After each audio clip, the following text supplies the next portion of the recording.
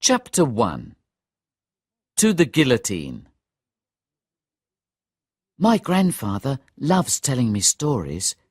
He is passionate about history, and I am a big fan of legends and adventures too. I never get tired of listening to them. So, one evening, around Christmas time, I sat down with Grandpa and asked him all about the French Revolution. He told me one of the most mysterious stories I had ever heard, taking me back through time to revolutionary France. "Make yourself comfortable now," he said. "I'm going to tell you a story I read when I was a boy.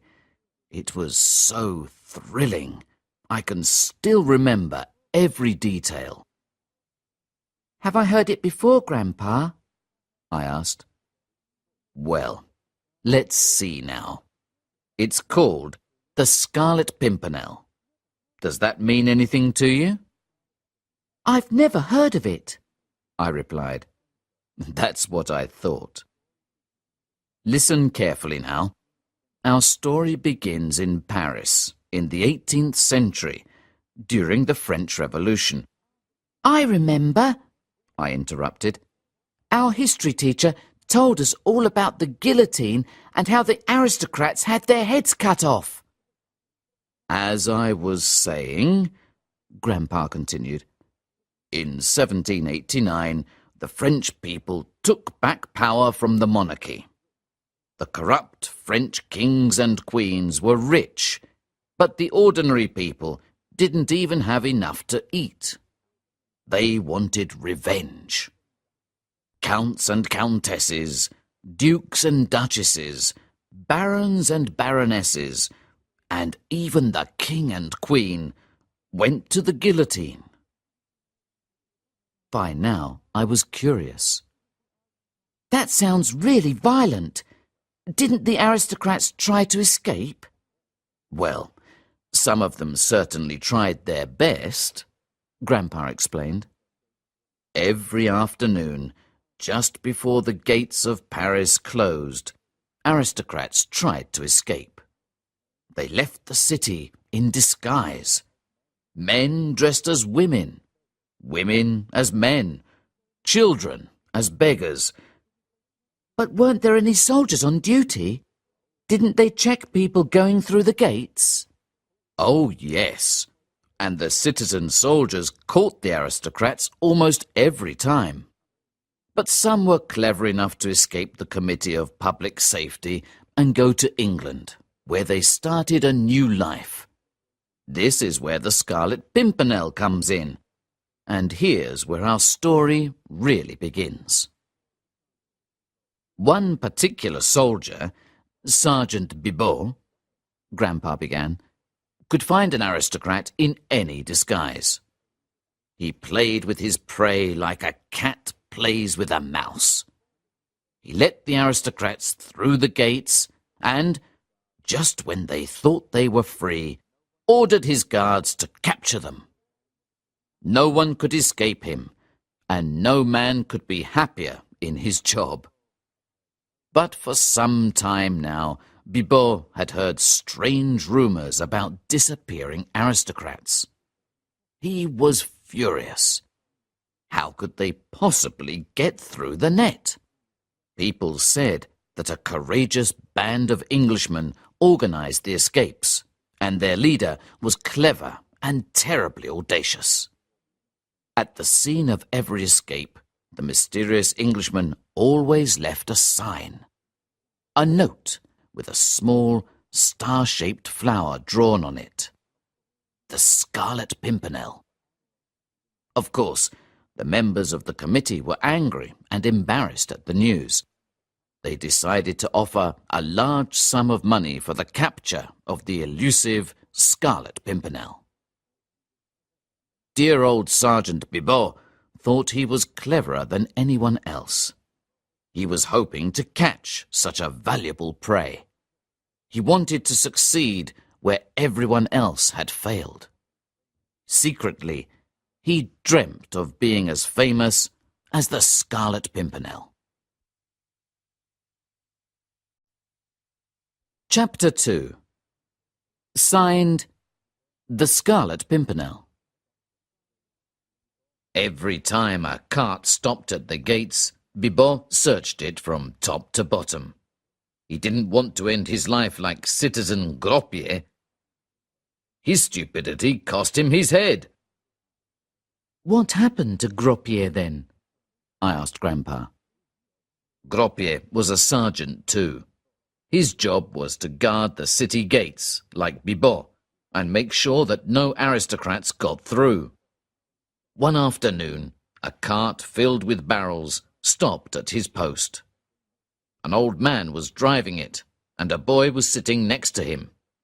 Naturally, Gropier checked every one of the barrels very carefully. He soon realized they were empty, and he let the cart through the gates. So what happened next? You'll see. Half an hour later, a captain of the guard and a dozen of his men ran up to the gates. "Did a cart go through here?" the captain asked Gropier anxiously. "Why, yes," Gropier replied. "I let one through half an hour ago." "Imbecile!" cried the captain furiously. "You'll pay for your mistake with your head. The Duc de Chaly and his entire family were hiding in that old cart, and the Scarlet Pimpernel was driving it." What an idiot Gropier was! I exclaimed. Not so fast now. Here's what happened next. The captain ordered Gropier and his men to go after the cart immediately. "If you catch them, the money will be yours," he shouted. Sergeant Gropier and his soldiers ran through the gate and disappeared in a flash. But it was too late.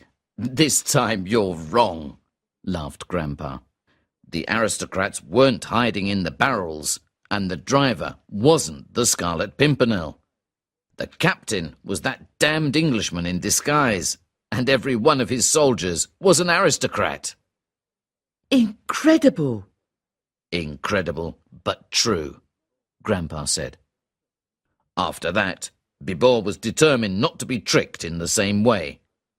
Then, one afternoon, an ugly old woman stopped her cart at Bibot's post. "My grandson's ill," she said, pointing to the inside of the cart. "Some say he's got the plague." When they heard these words, Bibot and his men instinctively moved back. "You're a coward, citizen," she laughed. "The plague? God bless you!" Bibot shouted in reply. The terrible disease horrified him. The old woman didn't waste any time. She drove out through the gates like lightning. Suddenly, a captain ran up to the gates, just like the one in Gropier's story. Bibot knew he wasn't the Scarlet Pimpernel, because he knew the captain well. "A cart?" he shouted breathlessly. "Have you seen a cart?" "What cart?" asked Bibot. "A cart driven by an ugly old woman and her grandson, a child with the plague." Yes," replied Bibot, who was white with fear. "And you let them through?" "That cart was carrying the Countess de Tournay and her 2 children, all of them traitors and condemned to death. And the driver," continued the captain, "was surely the Scarlet Pimpernel." "Help," murmured Bibot, his face pale. "This time the guillotine's for me." Chapter 3. Margot. I was curious to hear the next part of the story. So, tell me, Grandpa, where did all the aristocrats go when they'd escaped? Well, they all found safety in England, where the Scarlet Pimpernel had a secret hiding place. Once they'd crossed the English Channel, they met in the port of Dover at an inn called the Fisherman's Rest. And the Countess de Tournay and her 2 children were hiding there too. That's right. The family was celebrating their escape from the horrors of the guillotine and enjoying a meal with their English hosts. They were toasting His Majesty the King with the Scarlet Pimpernel's men. Wasn't the Scarlet Pimpernel there too? I wanted to know. No, he always worked in secret. No one knew his identity except his band of men, and they never told anyone who he was. Back at the inn, the Countess de Tournay was still eating her meal when someone announced that Margot Saint-Just and her husband, Sir Percy Blakeney, had just arrived. Who were they? I interrupted. Give me a minute and I'll explain. Margot Saint-Just was once a famous French actress. Then she married Sir Percy, the richest man in England. Now she was Lady Blakeney, the most fashionable woman in London. Lady Blakeney is the last person I want to see, exclaimed the Countess de Tournay angrily. She denounced the Marquis de Saint-Cyr and his whole family to the Committee for Public Safety. And her brother, Armand Saint-Just, is a Republican. At that very moment, Lady Blakeney and Sir Percy walked into the room. Lady Blakeney's great beauty and gentle voice made everyone pause instinctively. But why didn't the Countess de Tournay want to meet Lady Blakeney? Because she'd denounced those aristocrats to the committee? At the time, Grandpa went on, all aristocrats were united. They all hated the revolutionaries because they had taken away their power. So what happened next? Well, the Countess decided to go up to her room to avoid Lady Blakeney and Sir Percy. What's he got to do with the Scarlet Pimpernel? I interrupted again. Stop interrupting, and I'll tell you. We've got the whole evening for our story. Now, where was I? Ah, yes. Sir Percy was quite a handsome man, and he was always dressed at the height of fashion. But he was rather expressionless, and he had a childish laugh. People thought he was boring, quite the opposite from his clever, brilliant wife, Margot, an actress with the Comédie Française. Of course, everyone was surprised when they married. Had the most beautiful woman in Europe married an idiot just for his money? But back to our story. Sir Percy had a boat called the Daydream. That evening, Marguerite's brother, Armand Saint-Just, was going to sail it across the Channel to France. Margot was very close to her brother, and she decided to go and say goodbye to him. Down by the port, Margot waited. She looked terribly sad. "Don't go, Armand. I'll be all alone without you," she said with tears in her eyes. "But my dearest Margot, Percy loves you," her brother replied. "He loved me once, but not any more. Not since people said that I denounced the Marquis de Saint-Cyr to the committee." An hour later, Margot watched as the Daydream left the port. It was taking her brother, the only person she trusted, to an uncertain destiny. Chapter 4. A Trap. Tell me more about the Marquis de Saint-Cyr, Grandpa. It's quite simple. Armand, Margot's brother, fell in love with the Marquis's daughter, Angèle. But the Saint-Just family weren't aristocrats, and the Marquis refused to let Armand marry Angèle. Terrible, isn't it? Naturally, Margot hated Saint-Cyr, but she didn't denounce him to the committee. One day, Margot was talking to her revolutionary friends about the terrible Marquis. He was in secret contact with one of France's great enemies, Austria. After this, Margot's friends reported him to the committee. The entire Saint-Cyr family was guillotined because of her foolish words. But now, back to our story. A few days after Margot watched it leave, the Daydream was travelling back to Dover with a message from Armand. "My dearest sister, I promise to be careful." The news reached Margot, who had returned to her home in London. She was relieved to hear from Armand.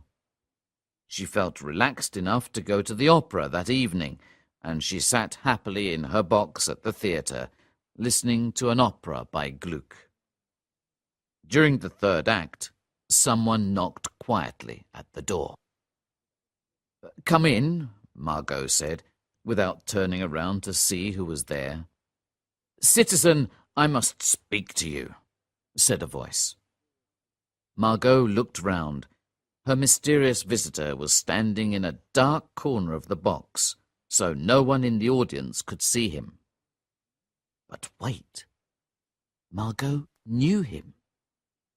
It was Chauvelin, a spy for the committee. "What are you doing in London, dear friend?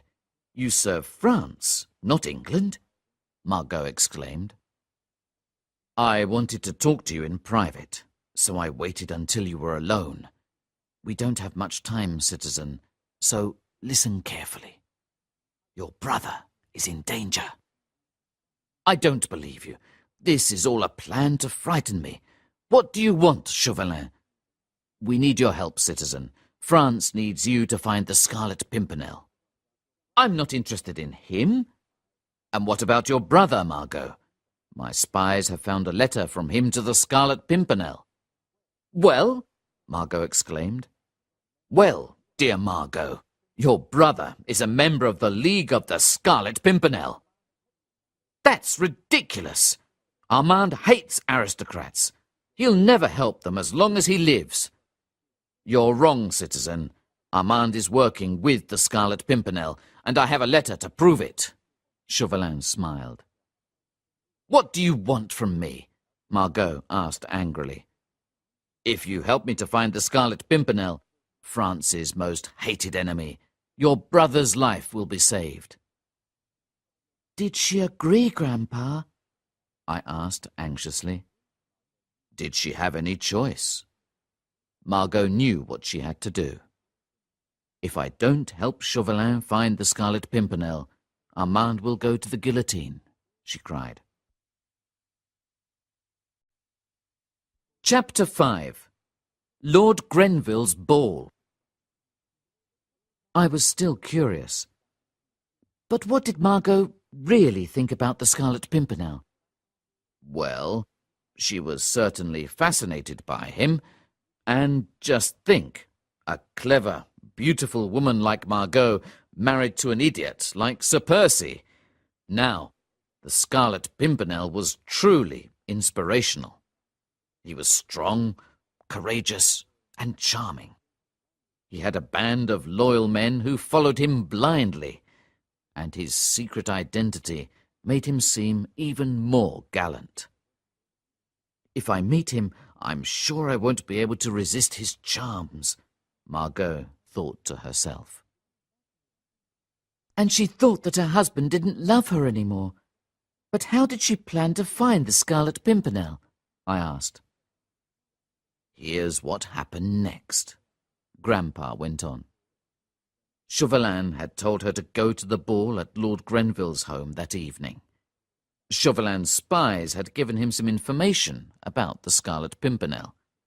The damned Englishman, as he called him, had arranged to meet 2 of his men there. "You must be careful tonight, citizen," Chauvelin said to Margot. "Keep your eyes on Sir Andrew Ffoulkes and Lord Anthony Dewhurst. We've just discovered that they're members of the League. They're meeting their leader, that damned Englishman, to plan an escape for the Countess de Tournay's husband. I believe you and the Countess are close friends, citizen." "Enough of your jokes, Chauvelin," Margot replied angrily. please be as quick as possible. There's nothing more to say. I'll see you at the ball. What will happen if I don't help you? Margot inquired. It will be truly terrible for Armand, citizen, Chauvelin replied menacingly. If I help you, will you give me back my brother's letter to the Scarlet Pimpernel? Why, of course you can have it back, Chauvelin replied, an evil smile on his face. I promise. Why did Chauvelin hate the Scarlet Pimpernel so much? I asked Grandpa. It's simple. He hated him because he'd used money and his incredible courage to free French aristocrats. Chauvelin had made a promise to his colleagues at the committee. I'll bring the Scarlet Pimpernel to you. His dream was to send the damned Englishman to the guillotine. So, you see, Grandpa went on, Margot had no choice. She had to go to Lord Grenville's ball with her husband.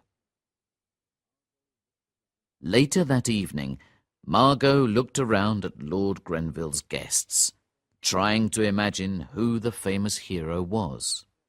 Suddenly, she saw her husband's friend, Lord Hastings, pass a note to Sir Andrew Ffoulkes. Margot decided to follow him. She had to find out what the note said. She was convinced that it contained a clue to the Scarlet Pimpernel's identity and a promise of safety for her brother.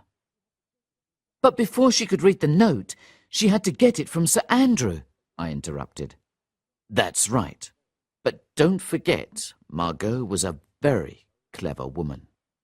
She walked slowly towards Sir Andrew and pretended to faint. Sir Andrew was a true gentleman. He put out his arms to catch her. Just as Margot had planned, he dropped the note. Better to drop the note than Lady Blakeney, I laughed. Quite right. Margot made sure that no one could see her. Then she picked up the note and hid it in her hand.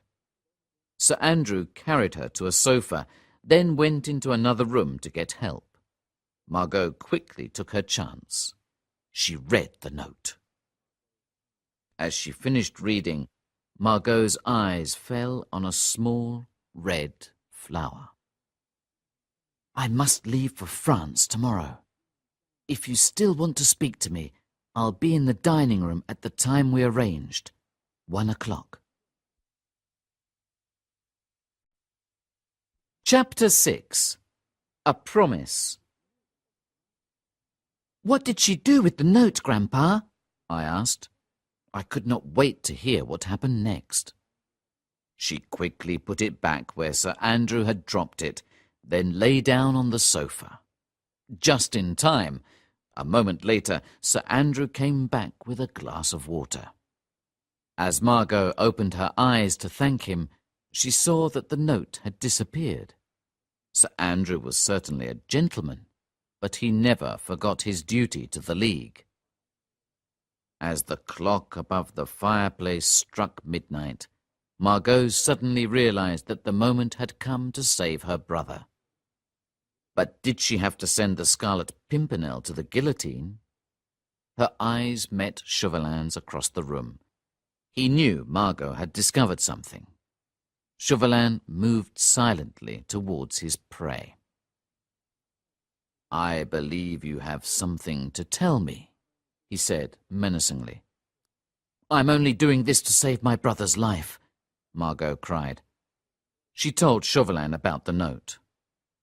Excellent, he exclaimed. All we have to do now is wait. At 1:45, Chauvelin went into the dining room. Margot's poor husband was lying on the sofa, snoring loudly. Chauvelin decided to follow Sir Percy's example, and soon he too was asleep. I can just imagine the scene, Grandpa. I'm sure poor Margot was so worried. That's right. She was waiting impatiently for Chauvelin to discover the Scarlet Pimpernel. She felt terribly guilty, and she wanted to know who the victim of the terrible plot was. Suddenly, she saw Lord Hastings leaving the dining room. She rushed towards him. "Did you see anyone in there, my friend?" she asked anxiously. "Well now, apart from your husband, my dear, there was only that Frenchman who works for the committee, and he was asleep." "Yes, that's Chauvelin. But wasn't there anyone else?" "No." Margot still wasn't satisfied. "What time did you go into the dining room, Lord Hastings?" "Why are you asking me all these questions?" he replied, irritated. "I don't know. About 1:05. "Why was Margot still so worried?" I asked Grandpa. "Well, it was quite understandable. If Chauvelin doesn't find the Scarlet Pimpernel, my brother will go to the guillotine," she thought. She was still worrying about him as she walked to her carriage, with Chauvelin following her. Sir Percy walked sleepily behind them. "Chauvelin, I must know what happened," Margot whispered. "Nothing. No one came into the room." "Does that mean the plan failed?" she asked anxiously. "Perhaps, perhaps." "Stop torturing me, Chauvelin. What about poor Armand?" "His life is hanging by a thread. We must wait for the Scarlet Pimpernel to leave, as he said in his message. I must leave for France tomorrow." "Ah, goodbye, dear Lady Blakeney," exclaimed Chauvelin as Margot got into her carriage. "Did he keep his promise?" I wanted to know. "Wait and see." As Margot and her husband left London in their carriage, she felt that she had to tell someone her secret. "I'm not surprised. 2 men's lives were in her hands." Many people thought Margot's husband was foolish, but she knew that he was the only person she could confide in. Chapter 7. A Secret. Back at home in London, Margot decided to tell her husband the whole story. She realized that she still loved him, and now she needed him more than ever. "How could a fool like Sir Percy help Margot?" I asked. Yes, but was he really as stupid as he seemed? As Margot told her husband about her brother and his terrible destiny, she was surprised by his reaction. The story seemed to touch Sir Percy deeply. He did his best to reassure her, and she realized that he was speaking so much more intelligently than usual. Was Margot seeing the real Sir Percy for the first time? Who was her husband? A simple idiot, or a clever, sensitive man? Could they be the same person? "Dear Margot, your brother will be safe," he promised her. When she heard these words, Margot went happily up to her bedroom. She fell into a deep sleep, thinking about her brother and her husband, the man she'd just discovered. In the middle of the night, Margot was woken up by a series of strange noises. Then, suddenly, silence. A full moon lit up the sky. Margot's eyes fell on something on the floor, and she got out of bed to investigate. There was a letter on the floor. "How did a letter get there in the middle of the night?" I wanted to know. "Come on now, you're not thinking." Margot opened the letter and read it. "Dear Margot, I must leave for the north, but I'll be back on Wednesday. Your servant, Percy Blakeney." Why was he going to the north? Remember that Sir Percy was an incredibly rich man. The Blakeneys had an estate in the north of England, and Sir Percy went to visit his properties from time to time. Still, Margot was surprised that her husband had left in the middle of the night. After all, they usually went together. I'm sure he hasn't really gone to the north. He knows that Armand's in danger, and he promised to save him. Margot couldn't understand why her husband had left without her. She was filled with a strange feeling of curiosity. Suddenly, she was sure that the answer to all her questions was hidden in Sir Percy's study. Strangely enough, it was always locked, and no one was allowed to go there. Margot remembered that the key was in her husband's room. As quiet as a mouse, she opened the door, feeling like an intruder. She found a set of keys hidden in the desk. All she had to do was try them. That's just what she intended to do, Grandpa went on. But just as she reached Sir Percy's room, she stepped on something. Margot picked it up. It was a gold ring, and there was something engraved on it. She couldn't believe her eyes. Let me guess. It was a tiny flower, the symbol of the Scarlet Pimpernel, I exclaimed. How did you know? Sir Percy was the Scarlet Pimpernel. I can't believe it. Margot was amazed. Her husband was playing his part even better than her. Remember, I told you at the start of the story that Margot was an actress with the Comédie Française. I know. As usual, I finished Grandpa's sentence for him. Chapter 8. Margot Takes Action. Margot suddenly thought about Chauvelin and Armand. But that's terrible.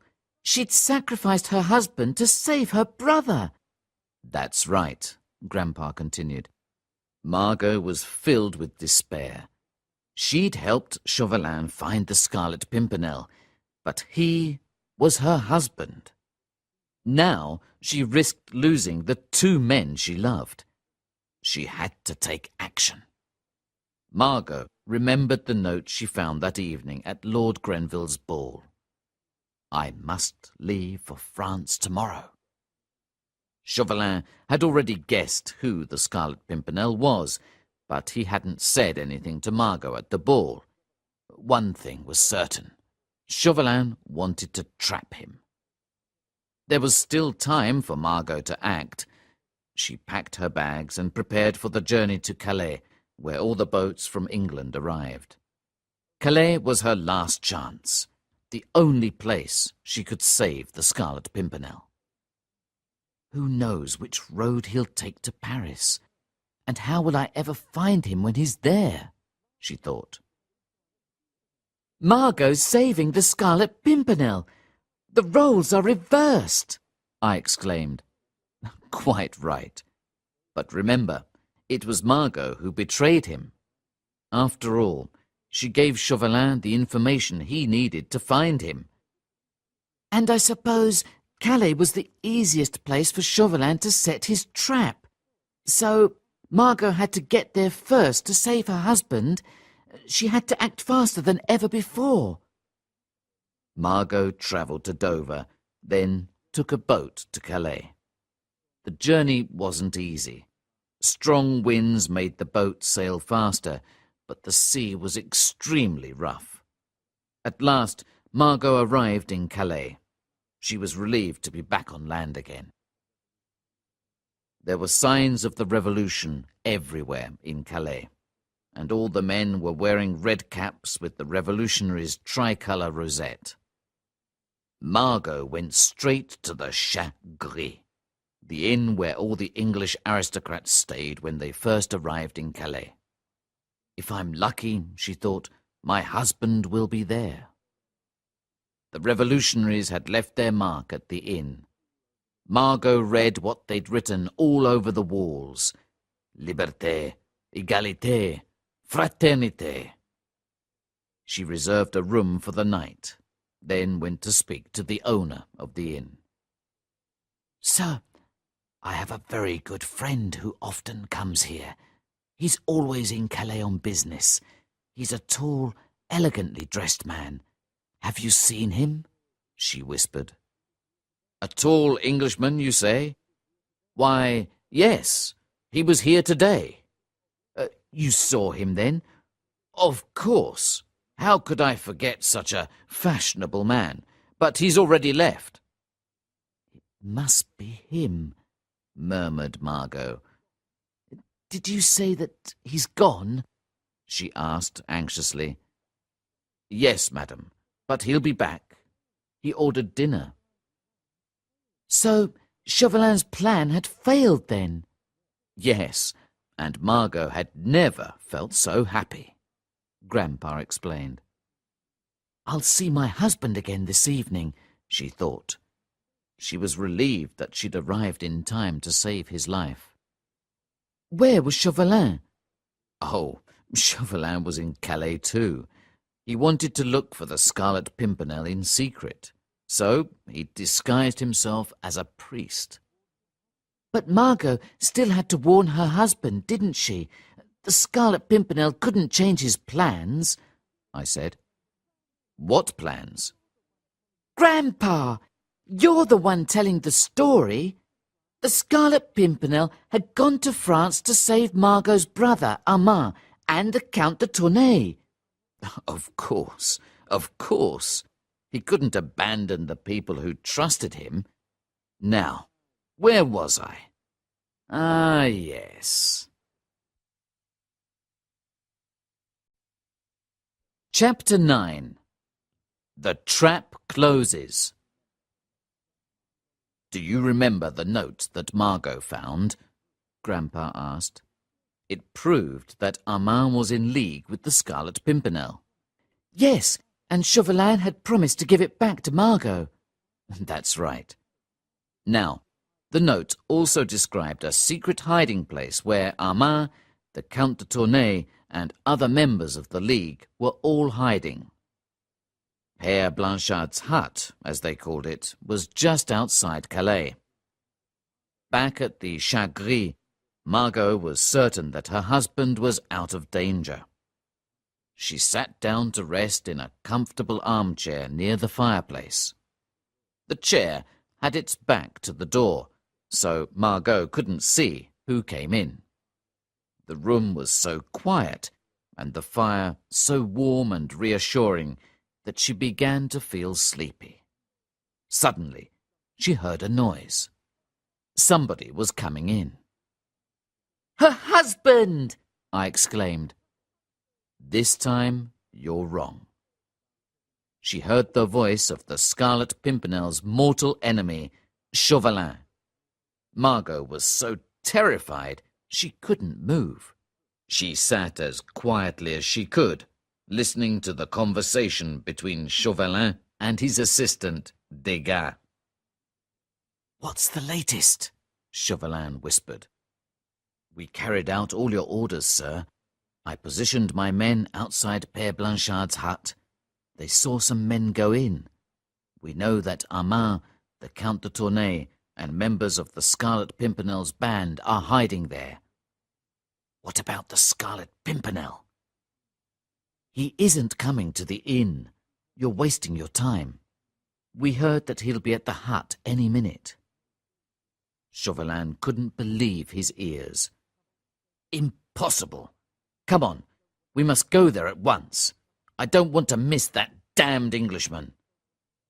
A cart is waiting for us outside. The driver knows the road well. He says we'll be at the hut in 5 minutes. He's the one who told us that the Scarlet Pimpernel is going to the hut. How did he know that? Chauvelin asked. Simple. His brother drives a cart too. He hired it to a man who looks like the Scarlet Pimpernel a quarter of an hour ago. Excellent. Come on, there's no time to waste. Let's go to the hut. The two men ran out of the inn. Margot had heard every word of their conversation. As soon as they'd gone, she went out after them. She had to get to the hut and warn her husband before it was too late. Margot ran as fast as she could, gasping for breath. There was no time to waste, but she hadn't thought of hiring a horse or a cart. She could only think of one thing: warning the Scarlet Pimpernel. I was curious. Did she catch Chauvelin's cart? Well, she certainly tried her best. After all, her husband's life was in danger, and the road was in such bad condition that the cart couldn't go very fast. Alone in the dark, Margot ran for her life. Could she complete the last stage in her terrible journey? Chapter 10. It's the Scarlet Pimpernel. Margot tried to catch the cart, but soon she was exhausted. She was still 100 meters behind Chauvelin and Degas. The road took her along the coast, and in the moonlight Margot could see the Daydream, her husband's boat. I remember, I interrupted. Armand took the Daydream to France at the beginning of the story. That's it. And when Margot saw the boat waiting for its captain, she found the strength she needed to complete her mission. At last, she saw a light coming from a hut in the distance. All she had to do now was find Chauvelin. She must go through the woods. One last effort, Margot. But just as she came to the woods, Margot lost her balance and fell over. As she was trying to get up, she saw a man in the shadows. He came forward, holding out his hand to help her. Margot had just enough time to see the terrifying face of her enemy before a soldier put a gag over her mouth. "What a pleasant surprise!" Chauvelin exclaimed. "Now, I'm sure your husband is nearby." Margot was filled with despair. She began to cry. "Margot, I've decided to take off your gag." "But that's mad," I interrupted again. "She'll scream." "We'll see. Here's what happened next. Your brother is hiding in that hut, Margot," Chauvelin went on, "and you have the power to save him. All you have to do is keep quiet. If you scream, he'll be shot with the others. Only you can choose. Now, I'm going to take off your gag." "What a terrible man!" Of course, Margot couldn't let her brother die. In a last desperate attempt to save him, she ran towards the hut. She shouted as loudly as she could, "Armand! Armand! Fire! Your leader has been betrayed! He's coming to the hut!" "What did Chauvelin do, Grandpa?" He told his men to catch Margot and search the hut. "No one must come out alive," he added furiously. Chauvelin's men ran towards it, but when they opened the door, they stopped. Chauvelin, who was waiting for them to shoot, shouted at the top of his voice, "What are you waiting for, you imbeciles?" The hut is empty, sir," answered one of his men. Red with anger, Chauvelin went inside with Degas behind him. Chauvelin turned angrily to Degas. "I told you not to let anyone leave." "You told us to wait for your orders, sir. In fact, half an hour ago we saw a group of men leave the hut, but you hadn't told us what to do, so we did nothing." Chauvelin's face was even redder now. "Sir," Degas said suddenly, "I found a note." He read it out to the other soldiers. "If I come to the hut, you'll all be in danger. After you've read this note, you must leave the hut one by one. Go to the beach. One of my men will be there with a boat. He'll take you all to the Daydream. Meet me in the port of Calais."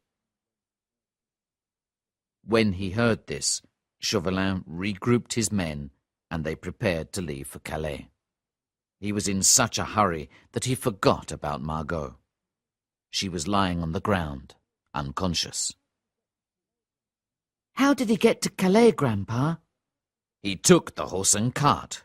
He threw the driver to the ground, but the poor man insisted that he wanted to take them to Calais himself. "Your Honour," said the driver, "I know a shortcut." "You idiot! My trap has failed because of you. I've never seen anyone drive so slowly." Chauvelin collected his soldiers and they left for Calais. The driver rushed over to Margot to help her. "Lady Blakeney, wake up," he whispered gently. Margot thought it was all a dream. The driver was none other than Sir Percy, the Scarlet Pimpernel. "Margot, Margot, look at me." Margot wasn't dreaming. It really was her husband. When she heard his voice, she opened her eyes and began to cry. "Don't speak, Margot. I know everything. You're a true heroine. You did everything to save us." I did not understand. "But how did the Scarlet Pimpernel warn his men when they were in the hut?" It was simple. When the guards weren't looking, he climbed up towards the hut and pushed a note under the door. His men read the note one by one, then made their escape. "So how did they get back to England?" How do you think? Do you really think the Daydream went to Calais? Remember the last line of the note. "Meet me in the port of Calais." It was all a trap for Chauvelin. And the trap certainly worked. I suppose he hated everyone so much he couldn't see the truth. The captain of the Daydream stayed in the port. Then he sent out a smaller boat to look for the Scarlet Pimpernel and his men. "All's well that ends well, then." Grandpa laughed. For tonight, at least. It's time for bed now. But there'll be plenty more adventures for the Scarlet Pimpernel.